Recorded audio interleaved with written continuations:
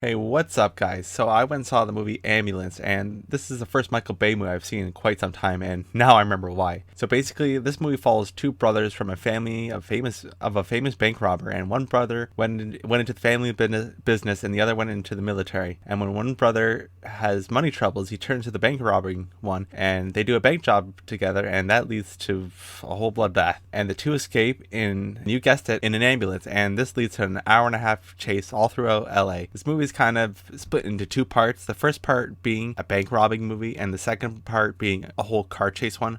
So I'll get into this, and I've got a lot to say, and then there'll probably be some light spoilers. For starters, when did Mike get so woke? I've never seen so much wokeness in a Michael Bay movie. All the men were over emotional and retarded, and the women were all the ones that were calm, collective, and cool. And in particular, the woman EMT who had more testosterone than all the men combined in the movie, and she literally was introduced taking charge of a car accident scene while her male partner was flustered and needed her to take charge of it. And after they got food, she was having a beer while he's having like soy milk or something, and he's like crying how she's not emotional enough. Like, what the fuck am I watching? This soy man crying that she didn't care about what happened to the girl that they saved earlier. I don't care that she doesn't care what happened to the girl that they saved earlier, but why is this low T man crying about it? This doesn't make her look more of a badass or whatever when you have to make all these other characters unbelievably weak to make another, in particular her, look strong. That doesn't make it better. It just artificially props her up and makes the movie harder to watch. Jake Gyllenhaal was the only kind of good thing, or at least he was up till they were in the ambulance, because after that it became way too emotional, and his brother turned into the calm collective one, where it was vice versa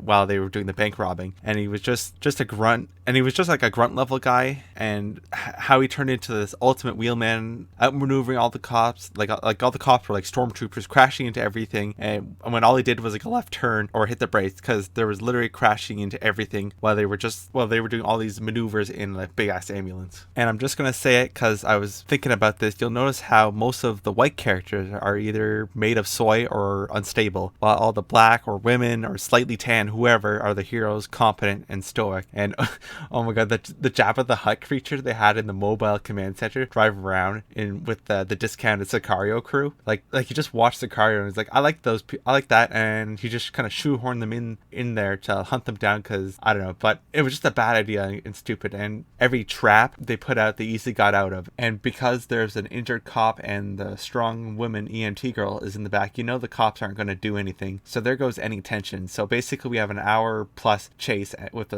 small problems like the cop dying or needs saving, or there's a trap they have to get out of, and he just left turns or unrealistic maneuvers in an ambulance. And when Jake calls up the cartel to help him get out of the situation, it gets really bonkers. They set up these traps with like ambulances with explosives and cars with miniguns in them, all while they were just cruising around LA. I don't know how they had time to set up all this stuff, because they said there was only like a 45-minute window before the rush hour begins, and if you've ever been to LA, it's always rush hour. These streets are always packed with cars. They really need to stop doing these chase movies in LA, because it's always packed there all the time. No one's going anywhere in a hurry. Anyways, they get the cops the slip and got to the cartel HQ, and when the black guy doesn't want to give up the EMT girl, he puts on the good old cape, and they go all commando, shoot their way out of a place filled with cartel guys, all with guns, and they're back on the road again. And oh no, the black guy got shot now, and Jake, seeing no way out, drives to the hospital and takes her hostage. And just as he was about to have a showdown with the cops, the black guy shoots in the back, becoming the hero of the day. Everything gets pinned on Jake, and all is well, because the EMT girl said he was the good guy all along.